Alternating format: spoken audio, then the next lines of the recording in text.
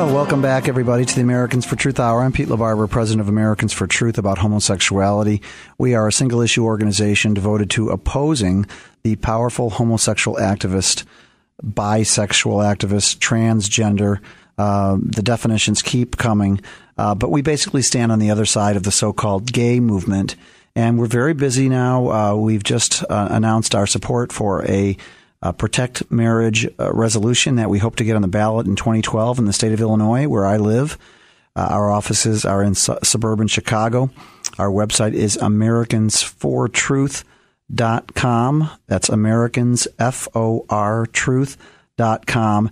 And so you'll be hearing a lot about that effort, and we stood against civil unions in the media here. Civil unions just became law in the state of Illinois.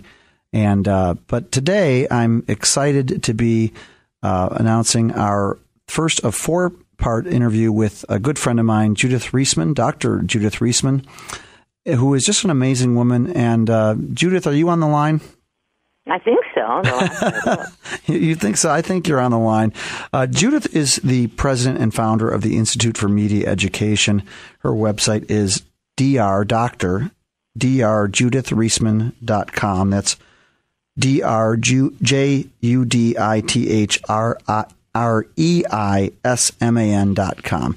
And Judith is just she's done the world a tremendous favor by being the lead person exposing the fraud of Alfred Kinsey.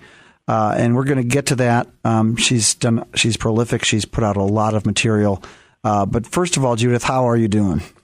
I'm fine, thank you, Peter. And you? We're doing great. And Judith, it's been my privilege to know you over the years and work with you, work on projects with you. And of course, our paths have intersected because in exposing the evil of pornography and perversion and the academic justification for perversion, you have written about homosexuality, of course. Yeah, certainly, as a definite problem and a component part of the Kinsey heritage. This Kinsey was, as we know, the father of the sexual revolution and the father of the pedophile revolution and the father of the homosexual revolution. So, yes. Yes, he's quite esteemed by so-called gay activists because he helped normalize homosexual behavior by exaggerating the numbers. But before we get into that, Judith, can you tell us about your life and how you got involved in this? Your bio is available at drjudithreisman.com, but how did you get into this? Well, kicking and screaming. I mean, I was a very happy, prolific musician and songwriter, and got invited to all the parties, back when I was young. I'm now not that young anymore. I'm hitting, moving. What are you, 49? Yeah, right. 76 years old. So I've been at this for quite a while, but way back when I was younger, I used to work for television and for radio, do radio interviews, not interviews, songwriting and so forth, and worked for television, CBS, ABC, NBC, PBS, what was educational television at the time, and do histories and anthropological and sociological musical productions, if you will, for folks for these agencies, commercial and public television, and I was doing quite well. I mean, I was pretty good. I ended up working for Captain Kangaroo, which was a very popular CBS television program in those days. Not as many young people know about it anymore. And one day I was watching a piece that I had done for Captain Kangaroo. I was watching a piece I'd done on grandparents, and it was a song that was set to music, which is it was the pre-MTV, really, which was set to visuals, rather. And as I watched this piece, I was quite impressed, and then it went off. I thought, oh, my goodness, look at millions and millions of children and adults. We had about a 6 million adult consumership at the time, people watched it, are listening to this piece that I've done, and it took so much care. And I realized when I went to the grocery store, all the children were clamoring for sugar, things and for all kinds of stuff and not listening to their parents. And I thought, as much as I'm doing this television work for Captain, as soon as the song went off, all the ads came on. And I thought, that's not really good. It's endangering parental respect and so forth. And I ended up thinking, well, maybe I better go back to college and see what's going on about television effects, which I did. Decided to go back and see what the research was on television effects, and lo and behold, found out that in 1972, Surgeon General's report on television had identified television as completely involved in violence and all sorts of other dysfunctional behavior, and it's just the public didn't know about it. And so I ended up going back to university and deciding to go forward and do a PhD thesis, and it was supposed to be on television, but since that was already done, I moved on to other things. Now, that's brief. Yes, and you had, well, first of all, your enemies have used your children's television background against you, saying, "Oh, Judith Reisman, you worked for Captain Kangaroo," even though you've put out some serious scholarship on the effects of pornography, and you are the author of how many books? Well, depending how you count, I suppose 5 or so, something like that. You did Kinsey, Sex, and Fraud, which moved a lot of people, was one of the first things to really alert people to Dr. Alfred Kinsey, the sexologist. You did Kinsey Cover Up, and what is your new one, Judith? Well, the new one is Sexual Sabotage. The one before that then was Kinsey Crimes and Consequences. Before that, I did a book called Soft Porn Plays Hard Ball, which predicted everything that's taking place today. Was pretty obvious when I did it, which was back in 1990, that this would happen, that we'd move into this really terrible addiction problem. And then, of course, I did my research for the United States Department of Justice on images of children, crime, and violence in Playboy, Penthouse, and Hustler. Yeah. Now, you had a very traumatic thing, and you write about it on your website. You have a page called A Personal Odyssey to the Truth, in which your own 10-year-old daughter was molested by a 13-year-old boy who was a trusted friend of the family. Is that what got you into the whole realm of the sexology and all that? Yeah, in a way. When this happened, I was pretty shocked. I myself had come from a very protected family life, standard for my years. We certainly knew that these things happened, but very few children had been exposed to sexual assault, sexual abuse. It was not unheard of by any means, but it was not pandemic. It was not epidemic.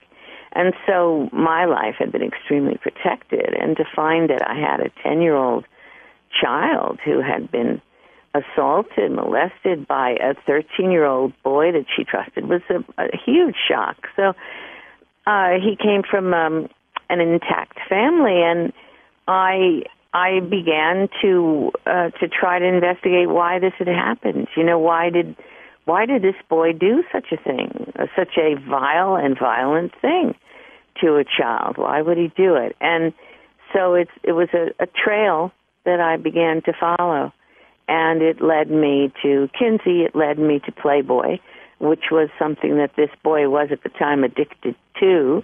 His father had a huge collection, and I found that he had been also sexually molesting other children in the neighborhood, and that he was protected by the confidential record of therapist and patient, and which led me into trying to figure out what had happened to the laws, you see, that would have protected my daughter instead of the boy and all the other children he molested. And so all of that kind of began to coalesce into the history of human sexuality in the United States of America, which has been a very disastrous history and one that is being exploited today very viciously on all sides. And homosexuality is one aspect of it, but it goes across the continuum. And you are, in some sense, I think, a feared person because you put science and research behind what's really happening with the pornography. I mean, your daughter was an extended victim of Playboy magazine, which is, started right here in Chicago. Hugh Hefner, very accepted, lots of, to this day. I mean, Hugh Hefner, despite being walking around, what does he have? His multiple girlfriends walking around in his PJs. He's still treated like a hero in Chicago, and yet you're showing the real life consequences of this, Judith. We'll get back to it after the break. Judith Reisman we're talking to, who is a good friend. She is the founder and the president of the Institute for Media Education. You'll want to go to her website, which is drjudithreisman.com, and that's DR for doctor. drjudithreisman.com. A wealth of information from this person who's helped expose the perverted lobby in this country. We'll be right back.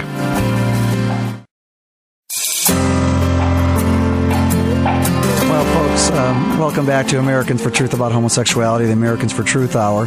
I was sort of blabbering on, not very articulately, about the important work that Judith Reisman has done.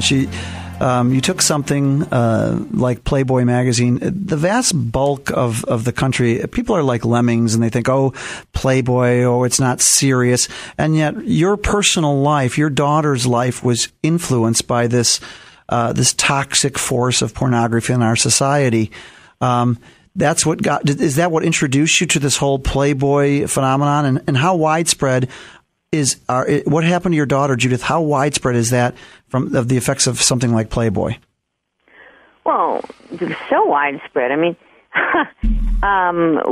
we are who we are today in terms of the trafficking issue, sexual trafficking, in terms of the pornography addiction, in terms of the 2,500 men and I suppose there might have been a few women on the Pentagon staff who were found downloading child pornography. The addiction problem, the breakdown in the marriages, the child custody. I've personally been involved in 2 major child custody cases where custody had to be given to the mother because the father was addicted to teen pornography, quote unquote, legal pornography. And so, yeah, I mean, you don't get to where we are without it being very carefully, systematically programmed. And Playboy carefully, systematically programmed children as viable sex targets. And explain that part, Judith. That's with the cartoons and everything. Explain that part of Playboy, because hopefully a lot of our listeners and followers of Americans for Truth are not too familiar with Playboy. Well, I'm sure that they're somewhat familiar. Right.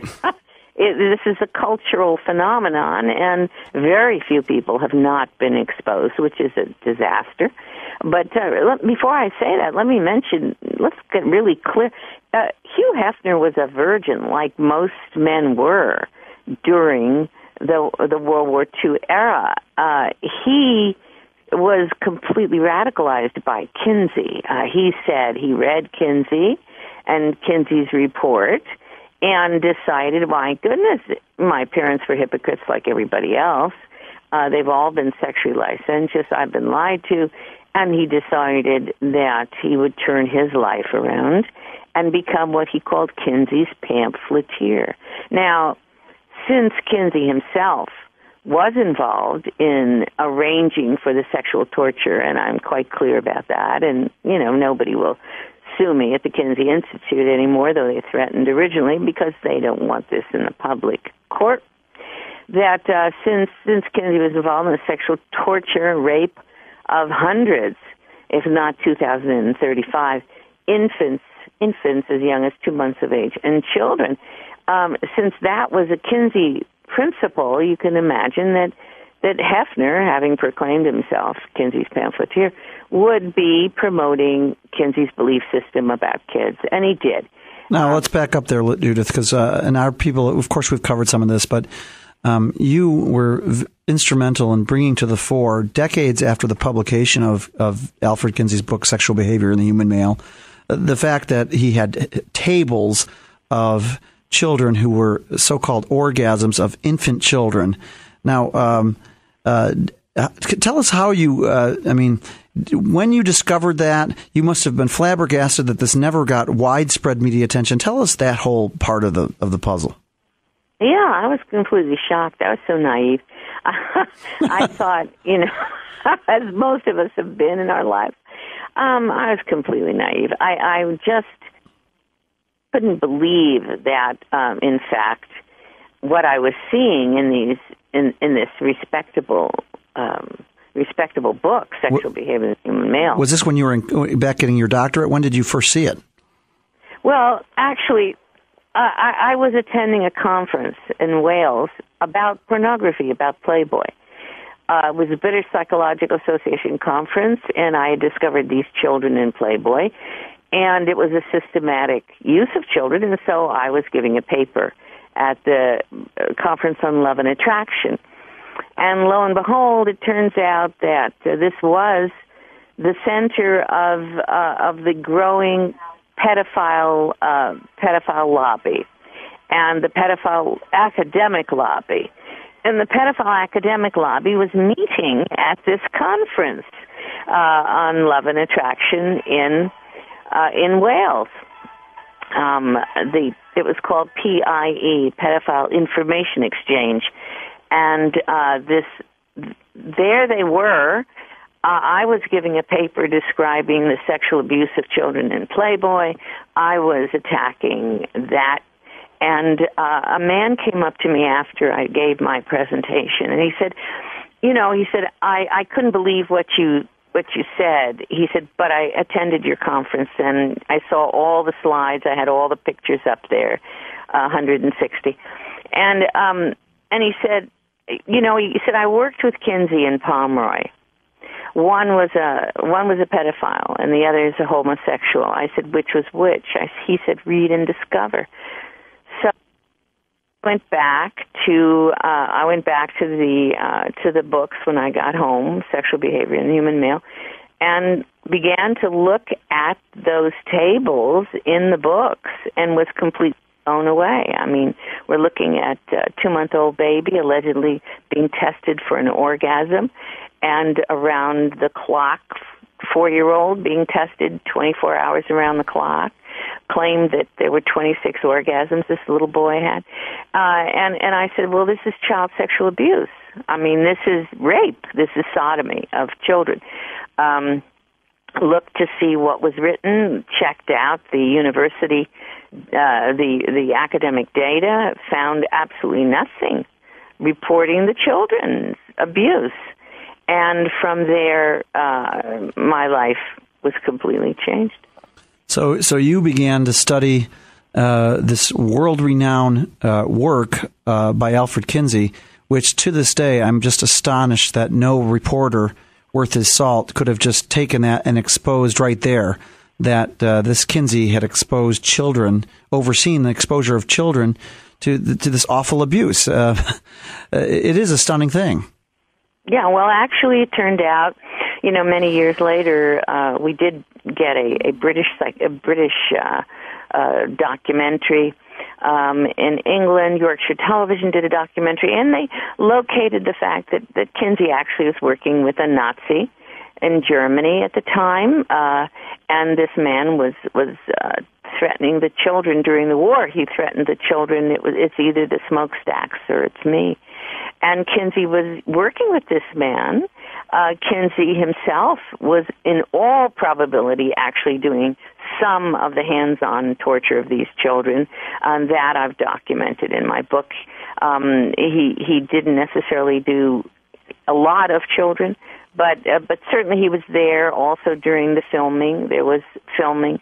The fact is that Fox feature film on Kinsey, called Kinsey, starring Liam Neeson, it had to talk about this. They didn't want to, but Dr. Laura Schlesinger had discussed it, and her people were protesting what was going on, that the film was being made. And so the film, Kinsey had to include a little segment on it where they tried to pretend that Kinsey really objected. He didn't object at all. He solicited these violences. He solicited that activity. He solicited the rapes of these children. There's no question about that. He just regarded it as data? Yeah, well, of course, which was the pedophile and which was the homosexual that the man told me about? I believe there's no question that Kinsey was the pedophile and that Pomeroy was at the time the homosexual. So whether he just simply solicited it for data or whether he solicited it because this was something he wanted to do, enjoyed doing, and then wanted to prove the normality of this activity through data, who knows? But there's no question that the children were being violated. We've had people come forward. Some have gone public, some have not. And they were victims of Kinsey, just as there were adults who were victims of Kinsey. And I've had quite a few people who came to me and told me the stories of what happened there. Including his wife, right, Judith? I mean, didn't he involve his wife in his sexual experiments? Oh, indeed. Yeah, she and other women who were married to his staff member. He was having sex with the guys he was with. He would only hire handsome young men with whom he could have sex. One of them, Paul Gebhardt, couldn't really engage in homosexual sex. He was very apologetic about that. But he did offer to carry on every other kind of experiment, that Kinsey could concoct. No, this is an amazing story and very, very telling. I mean, we have right now the Kinsey Institute exists in the United States of America, very involved in training and in educating, if you will, American sexual behavior. They've got tons of money for years and years and years, got millions of dollars. SICUS was built out of the Kinsey Institute. That's the Sex Information Education Council of the United States. Planned Parenthood's programs are all grounded on Kinsey. Everything that happened, there was no human sexuality field, no human sexuality, quote-unquote, science pre-Kinsey in the United States of America and anywhere. And he founded it, and everything that takes place today can be regarded as footnotes on human sexuality education to Kinsey. No one dares go into the field, no one, unless they are a Kinseyan. It's not going to happen. And you led the way in exposing millions of people in America and across the world to the real Kinsey, who was apparently a deranged pervert. I mean, this is just an incredible story. I think it's one of the most amazing media cover-up stories in the history of the world. We're talking to Judith Reisman, Dr. Judith Reisman. Her website is Judith Reisman, drjudithreisman.com. Our website is americansfortruth.org. We'll have this interview online later on. We'll come right back after the break.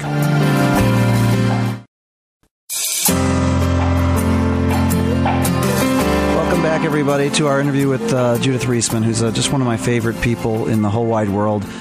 Judith is talking about Dr. Alfred Kinsey, who, in case you've been living in a cave for the last few decades, is the most famous sexologist ever, right, Judith? Yes, absolutely. I mean, he's a father. He founded this entire field. As I said, everything's a footnote to him. You know, nobody trains in this field and gets a degree or a certification who is not a Kinseyan. That is it. Okay, now, here's what I'm curious about. He came out, his book was published, 1953, Sexual Behavior? Well, first, there were two. The first one was 1948. 48. It was 3 years out, we just had our guys staggering home from World War II, the soldiers who, and he was, by the way, a draft dodger, and he lied about all his lovers so that they could stay out of the Army during World War II. He wanted to keep them close at hand. And so what happened was he published in 1948 Sexual Behavior in the Human Male, and then in 1953 followed up with what they called the K-Bomb, Sexual Behavior in the Human Female. And quite frankly, it was above the fold, bigger than bombs that were going off at the time. Okay, now here's what I still don't get, and for the life of me, I don't think I'll ever understand it. why did it take Judith Reisman to finally get massive exposure of this criminality of exposing kids? Is it, to infants to sexual abuse? Is it because everybody was enthralled with the mores were being loosened, and so the media, he played the media so that they just worshipped him? Why wasn't there one dissident who could get this information out? Well, there was one, and there was an attempt. As a matter of fact, there was a major attempt in 1954. The Reis Committee was a congressional investigation, for heaven's sakes, Peter. And let's remember, when we say Kinsey, well, think in terms of Rockefeller. Right. You're talking about, he was being used, he was the front man, but the Rockefeller Foundation, this multi-billion-dollar outfit, that was really, nobody would go up against Rockefeller. It just was not going to happen. And in academe, you're certainly not going to go up against Rockefeller if he has funded this guy, because why? Well, it's simple. You're hoping that your grants will be funded. You're hoping your university gets money from the Rockefellers, and if they don't, they want to. And so that's a prestigious group to go up against, and you're not going to do it. And so academicians didn't do it. There was one academician, a sociologist, Hobbes, who I write about in my third book or so, a very brave fellow sociologist who revealed a good deal of information about all this, did not note a question about the children, could not believe it. People were just too innocent in those years. And the 1954, the Reis Committee was a congressional investigation of the Rockefeller Foundation, Carnegie, and Ford. And they concluded that these so-called philanthropies were actually engaged in anti-American activity, that they were attempting to destroy the Judeo-Christian belief system that we existed based upon, and so on. And they wanted, since Kinsey was a Rockefeller grantee, obviously they wanted to investigate the Kinsey research. And you know what happened, don't you, Peter? Tell me, Judith.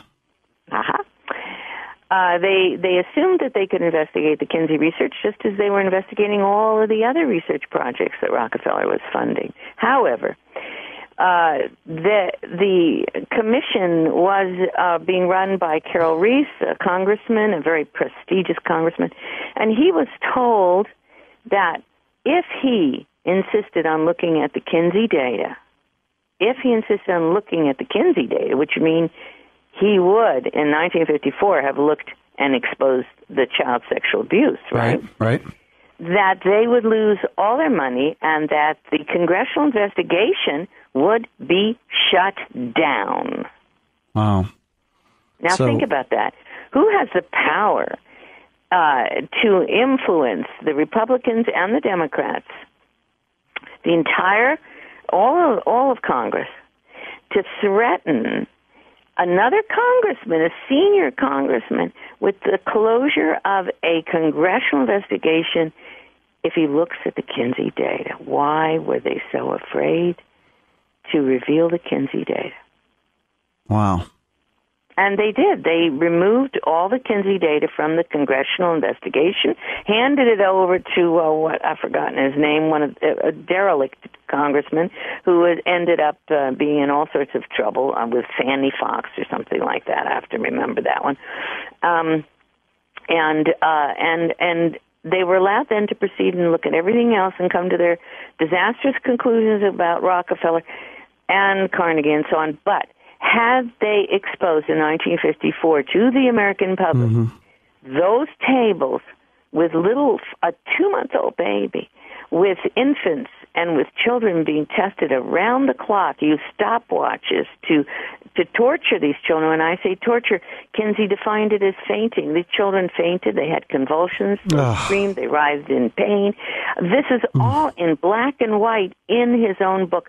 Do you really believe that we would be where we are today Absolutely if the American public had learned at that time what the father of human sexuality was all about? It's incredible that they were able to stop it. It's incredible that they were able to stop it. And wow. I mean, this is the stuff that conspiracies are made of, right? Right, Judith? Well, yes. What would you call it? It's not a conspiracy, for heaven's sakes. I mean, so they basically put that on the shelf. They put that on the shelf. The most damaging. What they said was it was locked up in the file somewhere, and they never saw the light of day. But it was a book. It was a published book that had worldwide acclaim. How could they not investigate it? Yeah, how could they not? It was shaping all of our laws at the time. I'll talk about that. Talk about that. Well, see, that was 1954. I think it was 54. By 1955, Kinsey's lies had been shifted. Rockefeller took their money out of the Kinsey research itself because of all the flap, and they just funneled that phony research, which they knew was phony. They knew these were lies. They knew that. And they funneled this bogus research into the creation of what was then called the American Law Institute Model Penal Code. The American Law Institute Model Penal Code. And what that was a complete gutting of all of American sex laws and protections for women and children. And in fact, it showed up in Lawrence v. Texas, which is the big homosexual, the sodomy case. 2003, that entire decision by the U.S. Supreme Court came down to the phony research created by Kinsey in 1955 American Law Institute Model Penal Code and the support from homosexual writers who were all citing to Kinsey and his disciples. So we gutted our sodomy laws based upon the phony data collected by a bunch of pedophiles and pederasts. I mean, it's unbelievable. And surveying criminals, people with criminal pasts, the type of people who are perverted and want to talk about their sex lives. And Judith, I believe that Illinois, where I live, was one of the first states to adopt that American Law Institute model. Is that correct? Yeah, as I recall it, yes, I think you're correct. And in fact, of course, that's it's on. I have a breakdown as to in my book, Kinsey Crimes and Consequences, and I think also and also in the last one, Sexual Sabotage. I have a complete breakdown of state by state, the ones that each state they fell like dominoes. Began to adopt Kinsey's research and to gut their laws. Look, Peter, in 1955, before this happened, seduction, i.e., seduction, whispering sweet nothings into that girl's ear, seduction was against the law in most states of the Union. It was a felony in California. We had alienation of affection laws. We had age of consent. What about if a man, let's say a 35-year-old man, raped an underage girl? What would happen to that? What would be the penalty for that? Well, he could get killed. I mean, he could. Death penalty. Death penalty. Yeah, you had the death penalty for that. What is it? What is it typically today? Oh, if he gets anything. I mean, you can plea bargain now, and if you can claim, quote, consent, right, then you can protest that you didn't know and so forth. Now, it's gotten a little tougher in the last few years than it was a few years ago. Why? Because we've got such an epidemic, such a pandemic, that people are starting to get concerned. They can't let their kids out the front door. So yeah, we had the death penalty in half the states for rape, and I'm saying that when I say rape, it wasn't necessarily rape of a child, it was rape. You couldn't go around doing those kinds of things in this country without risking the death penalty. We used to call kids jailbait, right? If she was under 21, right? Jailbait. And I don't hear that term very much anymore, do you? No. Yeah, so the whole treatment of children was completely gutted and completely revised, and women, of course, with the Kinsey data, and those data were always lies, and they were always created by a group of sexual psychopaths who worked with Kinsey, under Kinsey. You always pick someone like you. You're not going to employ people who will tell the truth, yeah? You could go to jail. So Kinsey and his team, represented by the Rockefeller Foundation, created the gutting of our laws. Age of consent dropped radically. Women were no longer believed when they challenged, rape, because Kinsey claimed that most of our women were involved in sexually solicitous activity anyway. Right. So he lied about the women. He lied about the men. Look, the only women he could talk to really were coerced from colleges or women who were themselves. Take a break there, Judith. I got to cut you off. We'll be right back after the break.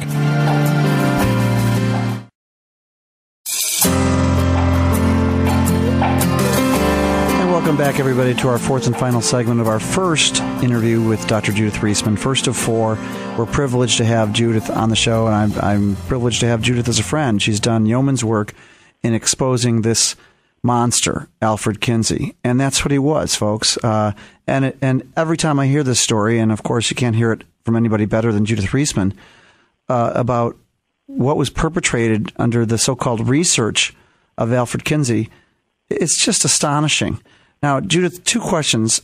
Number one, so after this investigation was set back, was there a period and this American Law Committee was set up, was there this dormancy period where there was just no serious investigation into Kinsey? Had it moved along too fast at that point? Well, it just sailed through at that point. Just was sailing through everywhere. All the entire legal system was gutted, was revised in order to make it more, quote, consistent with reality. Yeah, because what had happened was World War II. Our guys are back. They were not able to really battle this. They thought they won that war, overseas. And quite frankly, the whole first section of my book, Sexual Sabotage, addresses what was done to that World War II generation, the sabotage of that generation. They won the war for the world, Right. And here they come back, and their lives, their own children, the baby boomers, are going to turn against them, are going to be doing sex, drugs, rock and roll at Woodstock, because they think that their parents, they've been taught that their parents were a bunch of sexual hypocrites, that they were really sexual libertarians, that they went to church on Sunday, but that, they were gallivanting around on Saturday, committing all of these sex activities with same sex, with the guy next door or the girl next door, or something like that. Well, it turns out that Kinsey did all of his, 87% of his interviews, if I'm remembering right, and I think I am, were carried out during World War II. Well, look, Peter, I was alive during World War II, and I got to tell you, I knew that. Everybody knew. And the laws were very clear. During World War II, none of the guys who were in the service, none of the women who were working in the factories, in the war factories, no one back here at home could be interviewed by Kinsey if he was not actually a deviant or, someone that was not allowed into the services, or someone who was just peripheral at that time, flat feet maybe, perhaps that. But most of your guys were overseas fighting, or your women, incredible. And your women were serving, working in the plants at the time, war plants. Nobody was allowed to talk to a private man and give him, personal information. There were posters everywhere you turned. Don't talk. You don't talk. You don't talk about your life, about anything that's going on personal, because the enemy could be listening. Posters everywhere about that. Now, yeah. what was the chief lie, or what were the chief lies of the female version of his second volume? I know one of them surrounded the idea. He made it seem like there was much more adultery and loose marriages than there actually were. That gutted our marriage laws. How did he do that? How did he trick that? Kinsey gutted our marriage laws. I mean, It was one thing when he came out and he claimed that almost half of our guys committed adultery, which was a lie, absolute blatant lie. He's claimed that that the majority of our women and men were having sex prior to marriage. Well, that was also a lie. They really weren't. As I said, even Hefner was a virgin, for goodness sakes, you know? So how did he do that, Judith? Was that because he counted as marriages, these common law? I mean, how did he pull that one off? You got that. That's very good. You read my book. Yes. At least parts of it. Right. Yeah, okay. I still have a long way to go. But it was, so he counted as marriage as what? Things that at the time were... All right. He couldn't get women... Look, women weren't going to sit down with some guy, you know, in a little white coat, whether he wore a white coat or not, and talk about their sexual lives. That's ridiculous. And so what he did is he had a large prostitute population, women who had been prostituted. And what he did is he just called prostitutes and women who are living with a man illegally, which is also considered to be absolutely abhorrent in those years, he called them wives. Any woman who lived more than a year with a man, he just dubbed a wife. And that became Susie Homemaker. And surprise of all surprises, these women had very high rates of early sexual activity. They were sexually abused, by the way, to a great extent, but he wouldn't report on that. So he cherry-picked what he wanted to say. So this group of women he now redefined as the average American wife. And doing so, he could say that 27% were committing adultery. He could say that a similar number of, quote, wives had abortions, and that 87% of single women who were pregnant had abortions, and all this was harmless. Don't worry about it. They were harmless. And here's the best one of all. I mean, this blows my mind, you know, in terms of adults, Peter. I could not believe this. I read it I don't know how many times before I could grasp it. He claimed that he interviewed 4,441 women, Peter, and that not one of them, not one single woman, really had suffered terribly from a rape. Now, look, I'm the first person to tell you that things were definitely better for women and children sexually and for men pre-Kinsey. I'll tell you that. But to say that of 4,441 women, not one person had ever really suffered from a rape, talk about a flat-out lie. And then turn the pages and you see he's talking about he's got 13 or 14 girls, he says, that were incestuously abused, but he says that they solicited it, so don't worry about it. So, no, this is a pedophile, and or a pederast, and this is a man who really was out to get women and out to get children, and he did. Judith, we got 2 minutes till we're done here with our first part, but what about, what was the big homosexual lie that, 34% of men had experienced homosexuality? What were the big lies on that one? Well, it's the one that's being taught today everywhere in school, and this Kinsey scale. Just type in Kinsey scale on the web, and you'll get hundreds of pictures and explanations. The Kinsey scale, 10 to 37%, or it depends who's looking at it. Maybe it could be 47%. Are homosexual at some point in their lives, that they've had an experience to orgasm, et cetera, et cetera, et cetera. Well, in fact, those are all lies. Again, concocted by Kinsey. It never happened. He certainly never distinguished. He said that if they had an idea, they could psychically be homosexual, and he put that number in his 10 to 37%. That kicks off the homosexual revolution. Harry Hayes says, he says 10% to 37% of us are homosexual. That means we will create a homosexual lobby, a homosexual movement, based not on our sodomy activities, but based on our orientation. Thus came Peter LaBarbera. Well, so he's saying this vast number of men had somehow experienced homosexuality. He himself was a homosexual, and we'll get into that next time, Judith, the perverted life of Alfred Kinsey himself. But how astonishing that all this has been perpetrated. Give me 15 seconds, Judith, then I got to close it out. Okay. Well, I mean, he was also a sadomasochist and a pornography addict. So it all went together, and that's where we find so many people today, including people from the Pentagon. 2000, what? How many? I've forgotten now. 2,100, whatever. Being caught with child pornography. So, ladies and gentlemen, look around you. When you start reading the data on the rapes and the tortures and all the things that are taking place... We'll have to cut you off there, Judith. Cut you off there. This is Dr. Judith Reisman. Her website is drjudithreisman.com. We'll talk to you next week.